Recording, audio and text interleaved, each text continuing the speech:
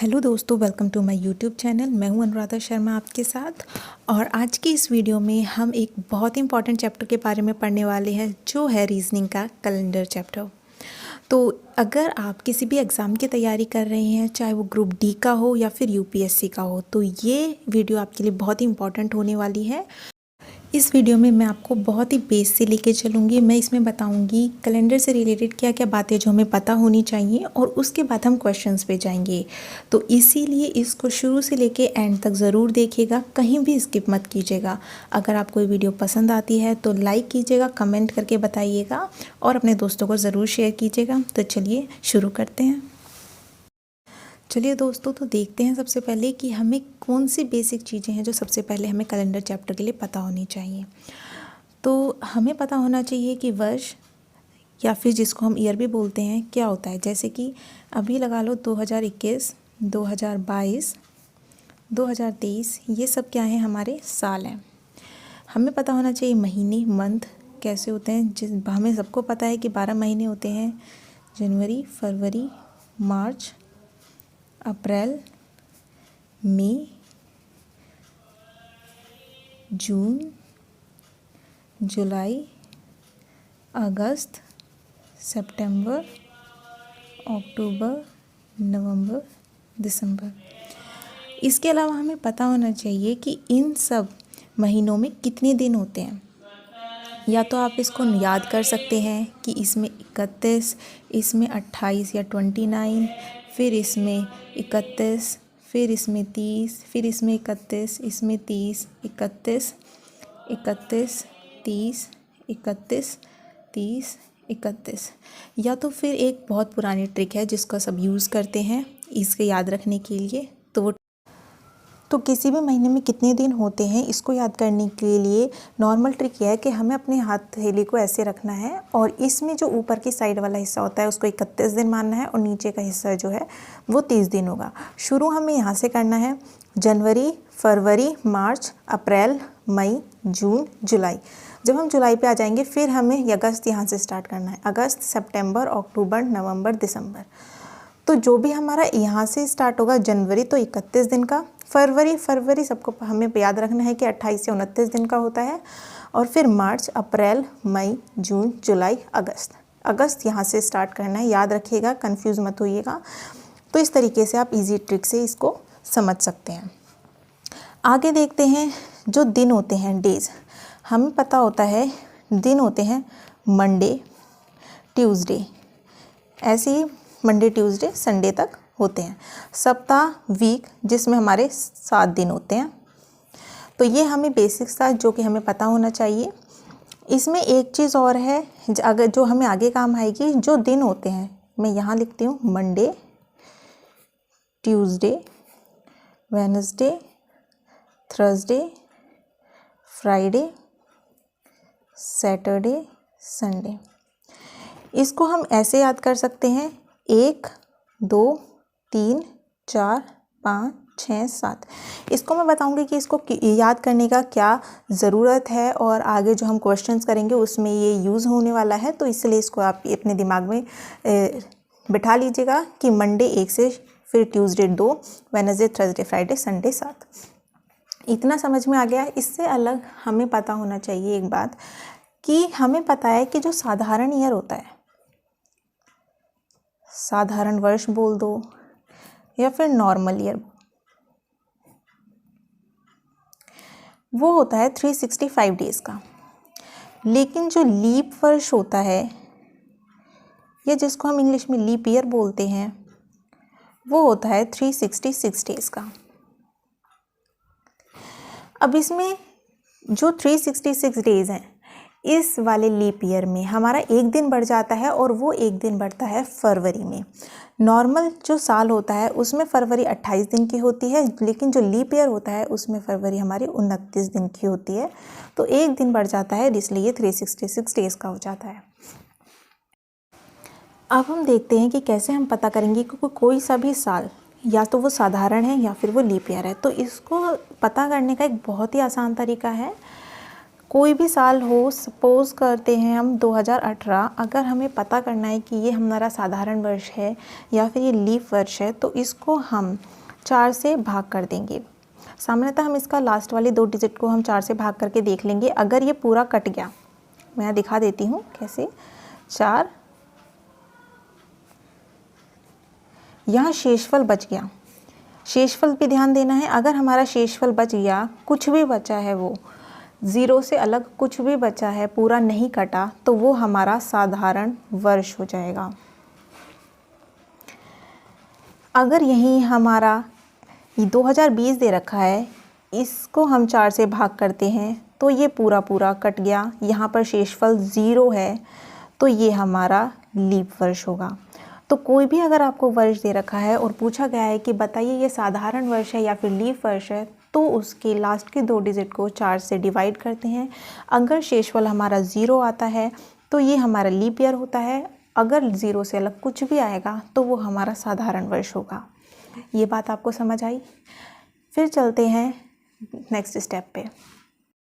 एक चीज़ और यहाँ याद रखने वाली है, अगर हमें कोई भी वर्ष दे रखा है जिसके अंत में 2 ज़ीरो हैं, इस तरह का कोई वर्ष जिसके अंत में 2 ज़ीरो लगे होते हैं, तो इसको शताब्दी वर्ष या फिर सेंचुरी ईयर बोला जाता है। तो इसमें हम 4 से डिवाइड नहीं करते देखने के लिए कि ये साधारण वर्ष है या लीप ईयर, इसमें हम 400 से डिवाइड करेंगे।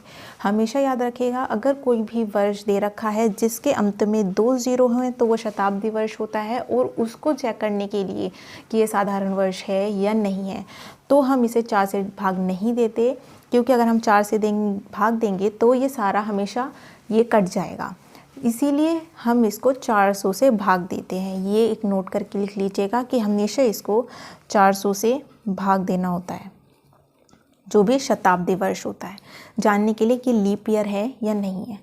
तो इसमें हमने पूरे जो इसका बेस था कैलेंडर का, वो मैंने आपको बता दिया है। अब आगे हम कुछ क्वेश्चंस करेंगे जिससे कि आपको और ज़्यादा क्लियर हो जाएगा कि कैसे क्वेश्चंस आते हैं और हमें कैसे सॉल्व करने हैं। तो चलिए अब क्वेश्चंस पे चलते हैं। चलिए शुरू करते हैं कुछ बेसिक क्वेश्चन से। तो सबसे पहले हमने क्वेश्चन लिया है ये यूपीएससी का क्वेश्चन है, यूपीएससी में पूछा गया था। ये हमें कुछ साल दे रखे हैं और पूछा गया है इनमें से कितने लीप ईयर हैं। तो इसे हम सॉल्व करते हैं। जैसे कि मैंने आपको बताया कि जिस भी ईयर के अंत में 2 ज़ीरो होते हैं तो वो हमारा शताब्दी वर्ष होता है, और उसमें हम 4 से भाग ना करके 400 से भाग करते हैं। तो चलिए भाग करते हैं। ये पूरा पूरा कट जाएगा 400 से, ये कट जाएगा, ये नहीं कटेगा, नहीं कटेगा, ये भी नहीं कटेगा, ये पूरा कट जाएगा, ये 400 से नहीं कटेगा, नहीं जाएगा, और ये भी नहीं जाएगा। इसका मतलब कि इसमें सिर्फ 1600 और 2000 ही ऐसे साल हैं जो कि 400 से पूरे कट रहे हैं और शेषफल उनका 0 आ रहा है। और मैंने आपको पहले बताया कि जिनका भी शेषफल 0 आता है वो हमारे लीप ईयर होते हैं। तो आंसर होगा कि 1600 और 2000। तो ये आप इजीली समझ गए होंगे कि इसको हम 1-2 सेकंड के अंदर ही कैसे पता कर सकते हैं अगर ऐसे कुछ क्वेश्चन आते हैं कि कौन सा साधारण साल है और कौन सा लीप वर्ष। तो अब दूसरे क्वेश्चन पे आते हैं। सबसे पहले हमें देखना होगा कि ये जो साल है ये हमारा साधारण वर्ष है या फिर हमारा लीप ईयर है।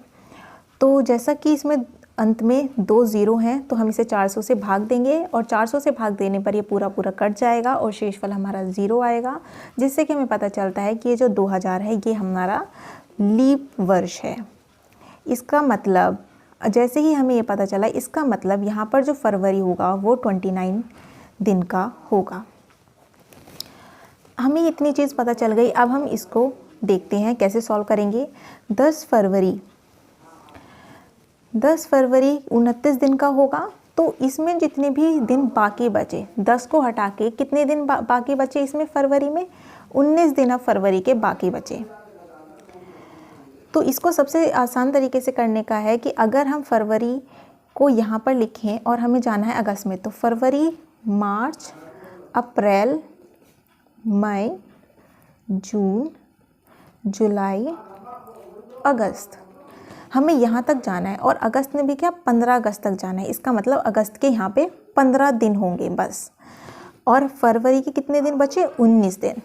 ठीक है, अब मैंने बताया था आपको कि इसमें कितने कितने दिन होते हैं वो लिखने हैं, और इसका मैंने आपको सबसे पहले ही बता दिया कि कैसे पता करते हैं। मार्च में कितना होता है? 31 डेज़, अप्रैल में 30, मई में 31, जून में 30, जुलाई में 31।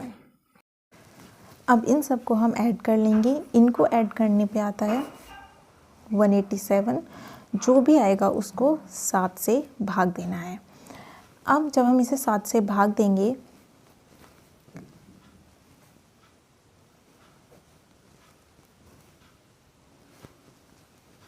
तो हमें हमेशा शेषफल पे ध्यान देना है। शेषफल आया हमारा 5।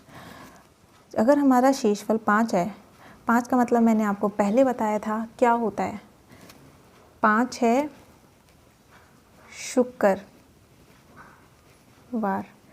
या फिर जिसको फ्राइडे बोलते हैं। आप वीडियो को पहले देख लीजिएगा कि मैंने क्या बताया था, उसको नोट कर लीजिएगा, याद कर लीजिएगा। और उसके बाद जैसे ही हमें पता चला शुक्रवार है, जो भी है शुक्रवार, उसमें मंडे कितना होता है? यहाँ पर है मंडे, और मंडे को हम कहते हैं 1।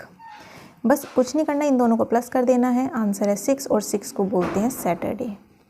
हमने एक ट्रिक याद की थी, 6 आया, इसका मतलब वो है सैटरडे। तो जो 15 अगस्त 2000 का दिन होगा वो होगा हमारा सैटरडे का। तो इस तरीके से बहुत इजीली कोई भी क्वेश्चन आ जाता है जिसमें हमें एक तारीख दे रखी होती है और हमें दूसरी तारीख का और महीने का दिन पूछा होता है, तो हम इजीली इस ट्रिक से निकाल सकते हैं। और आगे कुछ और क्वेश्चन देखते हैं और आपका बेस और ज़्यादा स्ट्रांग हो जाएगा। हमसे क्वेश्चन पूछा गया कि यदि मार्च का प्रथम दिन सोमवार है तो उसी माह में 20 मार्च को कौन सा दिन होगा। इसको देखते हैं कैसे सॉल्व करते हैं। यदि मार्च का प्रथम दिन मतलब कि 1 मार्च को हमारा मंडे है, मतलब सोमवार है, तो उसी महीने को 20 मार्च को क्या होगा? 20 मार्च को क्या होगा? इन दोनों के बीच का अंतर कितना है? कितने दिन का अंतर है? 19। 19 दिन का में अंतर पता चल गया। 7 से इसे भाग देना है।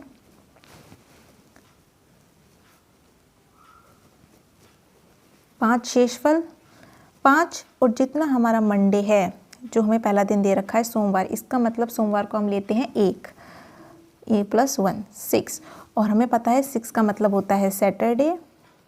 ऊपर भी ये था 6 का मतलब सैटरडे, और इसका भी आंसर सैटरडे। तो ये हमारा आंसर हो गया। तो इस तरीके से आप कोई भी क्वेश्चन सॉल्व कर सकते हैं। चलिए दूसरा क्वेश्चन देखते हैं। देखिए यहाँ क्या पूछा गया, यदि 1 जनवरी 2018 को मंगलवार है तो 15 मई 2018 को कौन सा दिन होगा। ये तो बहुत ही आसान है, हम पहले कर चुके हैं। चलिए करते हैं सॉल्व। सबसे पहले हमें क्या देखना है कि 2018 साधारण वर्ष है या फिर लीप वर्ष है। तो हम इसे 4 से भाग देंगे, पूरा पूरा नहीं जाएगा, कुछ शेषफल बचेगा, इसका मतलब ये साधारण वर्ष है। और हमें साधारण वर्ष का मतलब पता चला, तो हमें इसका क्या मतलब है कि ये जो फरवरी है वो 28 दिन की होगी। अब शुरू करते हैं। जनवरी से स्टार्ट करना है, जनवरी, मई तक जाना है, फरवरी, मार्च, अप्रैल, मई। 1 जनवरी से स्टार्ट करना है तो 1 को हम छोड़ देंगे। बाकी कितने दिन बचे जनवरी में? 30 दिन। फरवरी 28 दिन का है, मार्च 31 दिन का, अप्रैल 30 दिन का, और मई कहाँ तक जाना है? 15 तक। इतना करने के बाद बस इसको कुछ नहीं करेंगे, इसको जोड़ लेंगे, इन सबको जोड़ लेंगे, और कुल मिला के कितने दिन आएंगे? 134। जितने भी दिन आते हैं उसको भाग कर देते हैं 7 से। देखते हैं क्या आता है। इसको अगर हम 7 से भाग देंगे, 7, एक शेषफल आया, 1 आया। मैंने बताया है जो भी यहाँ पर शुरू में दे रखा होता है दिन, उसको देखते हैं। मंगलवार, मंगलवार को हम देते हैं 2, तो उसे प्लस कर देते हैं 2 को, ये हो गया 3, और 3 को हम लिखते हैं वेडनेसडे। इसका मतलब उस दिन था वेडनेसडे। तो आई होप आपको ये समझ आ रहे होंगे क्वेश्चन, और अगर कोई भी डिफ़िकल्टी है तो आप कमेंट बॉक्स में जाके ज़रूर बताइए। मैं ट्राई करूँगी कि नेक्स्ट वीडियो में आपकी सारी डाउट्स को क्लियर कर दूँ। चलिए समझते हैं कुछ और महत्वपूर्ण जानकारी को। अगर हमारा कोई भी साधारण साल होता है, मानिए 2018 कोई साधारण साल है, तो जो अगर 1 जनवरी को उसमें वेडनेसडे आ रहा है तो हमेशा 31 दिसंबर को वेडनेसडे ही होगा। और अगर हम एक साल नॉर्मल ईयर से दूसरे साल में जाते हैं तो हमेशा +1 होता है। +1 का मतलब अगर यहाँ पर वेडनेसडे है तो अगला साल जो स्टार्ट होगा वो होगा थर्सडे से। ये हमेशा याद रखिएगा। पहली चीज़ कि अगर कोई भी 1 जनवरी, मान लो कोई भी साल 1 जनवरी का दिन कोई से भी जिस दिन से शुरू होता है वो 31 दिसंबर को सेम वही दिन रहेगा। एक साधारण साल की बात कर रहे हैं। एक साधारण साल में जो भी 1 जनवरी को दिन होता है वही 31 दिसंबर को होगा। और अगर हम एक असाधारण साल से दूसरे साल में जाते हैं तो हम +1 करते हैं हमेशा। +1 मतलब अगर यहाँ वेडनेसडे है तो यहाँ पर उस एक जुड़ जाएगा, अगला दिन मतलब थर्सडे होगा। दूसरी बात देखते हैं, अगर हम लीप ईयर की बात करें, जैसे कि 2020 एक लीप वर्ष है, तो अगर हम 1 जनवरी वेडनेसडे था और तो इस वेडनेसडे के बीच, समझिए बात को, अब यहाँ पर इसमें एक दिन बढ़ गया, फरवरी जो है 29 की हो गई और एक दिन बढ़ गया, तो अब ये वेडनेसडे 31 दिसंबर वेडनेसडे से ख़त्म ना होके एक दिन आगे बढ़ जाएगा, थर्सडे पे ख़त्म होगा। और इसीलिए जब हम इस साल से दूसरे साल में एंट्री करते हैं तो हमेशा +2 होता है। अगर यहाँ वेडनेसडे है तो +2 मतलब फ्राइडे से शुरू होगा। तो ये 2 इम्पॉर्टेंट पॉइंट हैं, इनको नोट कर लीजिएगा, याद रख लीजिएगा। चलिए अब हम कुछ और जो क्वेश्चंस पूछे जाते हैं एग्ज़ाम में उनको देखते हैं। यहाँ मैंने एक क्वेश्चन लिखा है, रोहन का जन्मदिन 8 अगस्त 2015 को बुधवार को मनाया गया, तो 2020 को कौन से दिन उसका जन्मदिन आएगा। तो देखिए इसमें हमें क्या करना होता है बताती हूँ। सबसे पहले जहाँ से भी 2015 अगर हमारा शुरू हो रहा है तो उसको हम ऐसे लिख लेंगे 2015। उसके बाद हमें 2020 तक जाना है, 2016, 2017, 2018, 2019, 2020। उसके बाद हमें देखना है कि कौन सा साल इसमें साधारण वर्ष है और कौन सा साल इसमें लीप वर्ष है। तो हमें पता है कैसे देखते हैं, चलिए देखते हैं। ये साधारण वर्ष है, ये हमारा लीप ईयर है, LY लिख रही हूँ जिससे याद रहे, लीप ईयर। साधारण वर्ष 4 से भाग करेंगे, 4 से भाग करा नहीं गया, साधारण वर्ष और ये हमारा लीप ईयर। इसका मतलब लीप ईयर है, इसका मतलब इनमें एक दिन एक्स्ट्रा होगा, फरवरी का 29वां दिन। चलिए अब हम देखते हैं 8 अगस्त। 8 अगस्त से हमें यहाँ पर 8 अगस्त से जाना है, उसके बाद हमें यहाँ 8 अगस्त तक जाना है, 8 अगस्त तक जाना है इसमें, और ऐसे ही करते करते हमें 2020 के 8 अगस्त के बारे में पता करना है कि कौन सा दिन था।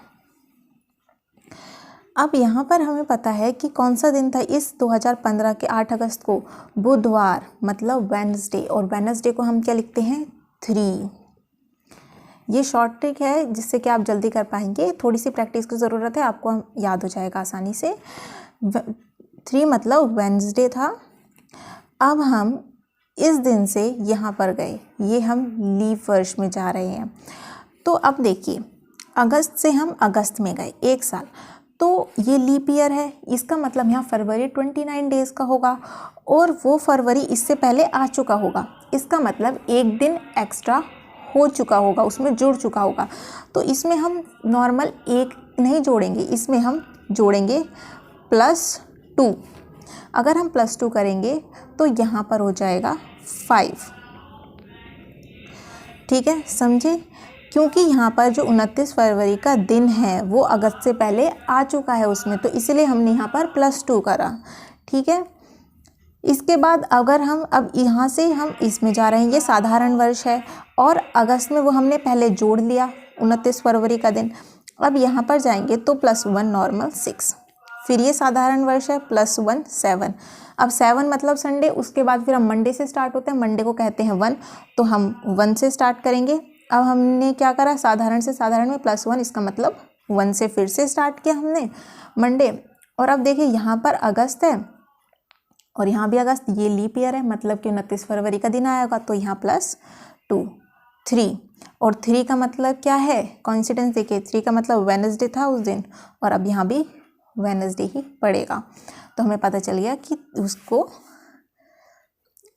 8 अगस्त 2020 को वेडनेसडे, यही हमारा आंसर है। तो इस टाइप के क्वेश्चंस होंगे जो कि पूछे जाते हैं और आप इजीली कर लोगे। अब ऐसे ही मैं और क्वेश्चंस बताती हूँ आपको, जिससे कि आपका बेस और भी ज़्यादा क्लियर हो जाए और आपको क्लैरिटी मिल पाए कि इस तरीके के और क्वेश्चंस कैसे कर सकते हैं। चलिए एक और क्वेश्चन के साथ समझते हैं। 10 फरवरी 2005 को मंडे है, तो 10 फरवरी 2012 को कौन सा दिन होगा? इस क्वेश्चन में आपकी सारी कन्फ्यूज़न दूर हो जाएंगी कि कौन से ईयर में +2 करते हैं, कौन से में +1 करते हैं। देखते हैं, 2005 से 2012 तक जाना है। नॉर्मल सीक्वेंस में लिखती है 2005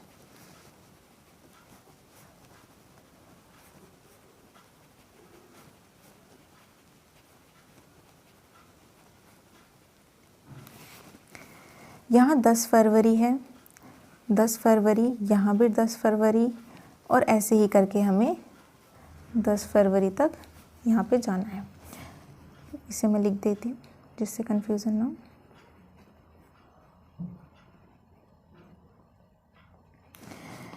अब हमें पता है यहाँ पर जो है 10 फरवरी को दिन है मंडे, मंडे मतलब 1। उससे पहले हम देख लेते हैं कि ये साधारण वर्ष है या लीप वर्ष है। ये साधारण वर्ष है, साधारण वर्ष, साधारण वर्ष, लीप ईयर, साधारण वर्ष, साधारण वर्ष, साधारण वर्ष और फिर यहाँ पर लीप ईयर। 2 हमें लीप ईयर मिले। समझते हैं, जब हमारा 10 फरवरी को 2005 को हमारा मंडे था, मतलब कि 1 था। अब हम साधारण वर्ष से साधारण वर्ष में जा रहे हैं, +1, 2, यहाँ से यहाँ गए +1, 3। फिर हम कहाँ जा रहे हैं? अब हमें यहाँ पर हम लीप ईयर में जा रहे हैं, तो हम +2 करें +1 करें, इसे समझिए।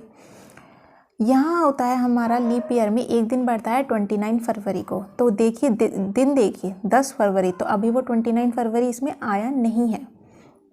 अगर आया नहीं है तो हम उसे ऐड नहीं करेंगे, उसको हम आगे ऐड करेंगे जिस भी सीरीज़ में वो आएगा। तो अभी इस वाले में अगर हम देख रहे हैं 10 फरवरी से 10 फरवरी, तो इसमें वो एक एक्स्ट्रा दिन नहीं आया, तो इसमें हम नॉर्मली +1 कर देंगे। इसका मतलब यहाँ 4। अब देखिए, अब हम यहाँ 10 फरवरी से यहाँ जा रहे हैं, लीप ईयर है और वो एक एक्स्ट्रा दिन इसमें आ गया होगा। इस 10 फरवरी के बाद 29 फरवरी आता है और वो इसमें ऐड हो गया होगा। अब +2 करेंगे, इसका मतलब यहाँ आ गया 6। ये नॉर्मल दिन है, +1, 7, 7 से फिर एक गए +1, इसका मतलब 7 के बाद हम फिर से 1 से स्टार्ट करते हैं, 1। तो देखिए अब हम इसमें यहाँ पर गए और हमें देखना है कि इसमें +2 ऐड होगा या +1। वही चीज़ जो मैंने यहाँ बताई थी, 10 फरवरी से लेकर 10 फरवरी, इसमें 29 फरवरी ऐड नहीं हुआ है, तो हम +2 ऐड नहीं करेंगे, सिर्फ हम एक +1 ऐड करेंगे। इसका मतलब 2, और 2 का मतलब होता है ट्यूसडे, और यही हमारा आंसर है। 10 फरवरी 2012 को हमारा मंगलवार था। आई होप आपको ये सब क्वेश्चन आसानी से समझ आ रहे होंगे। तो अब एक अलग क्वेश्चन देखते हैं जो कि पूछा जाता है जनरली। एक छोटा सा क्वेश्चन लेते हैं जो कि पूछा जाता है MCQs में कि एक मंथ में मैक्सिमम कितने संडे आ सकते हैं। तो देखिए, तो ऐसे क्वेश्चंस को हम कैसे सॉल्व करते हैं, मैं बता देती हूँ कि इसका आंसर 5 संडे है। मैक्सिमम 5 संडे हो सकते हैं किसी भी मंथ में। तो इसको सॉल्व कैसे करते हैं? सपोज़ कीजिए हमने जो मंथ होता है वो मैक्सिमम कितने दिन का हो सकता है? 31 दिन का। अब हमने समझा कि एक तारीख को ही संडे है, उसके बाद 7 दिन बाद फिर संडे आएगा, उसके 7 दिन बाद फिर संडे आएगा, फिर 7 दिन बाद संडे आएगा और फिर 7 दिन बाद संडे आएगा। और जब 29 तारीख हो गई होगी तो उसके अगर हम 7 दिन करेंगे वो नेक्स्ट मंथ में पहुंच जाएगा, तो वहाँ नहीं जाना है। देखते हैं कितने संडे हैं, 1, 2, 3, 4, 5। तो इस तरीके से किसी भी एक मंथ में मैक्सिमम 5 संडे हो सकते हैं, इससे ज़्यादा नहीं हो सकते। तो आज के लिए इतना ही। आई होप आपको ये वीडियो पसंद आई होगी, और अगर आपको ये वीडियो पसंद आई है तो प्लीज़ मेरे चैनल को सब्सक्राइब कीजिएगा और बेल आइकन पे ज़रूर क्लिक कीजिएगा, जिससे कि मैं जब भी कोई भी वीडियो अपलोड करूँ आपके पास नोटिफिकेशन सबसे पहले पहुँच जाए। तो चलिए मिलते हैं दूसरी वीडियो में। Thank you.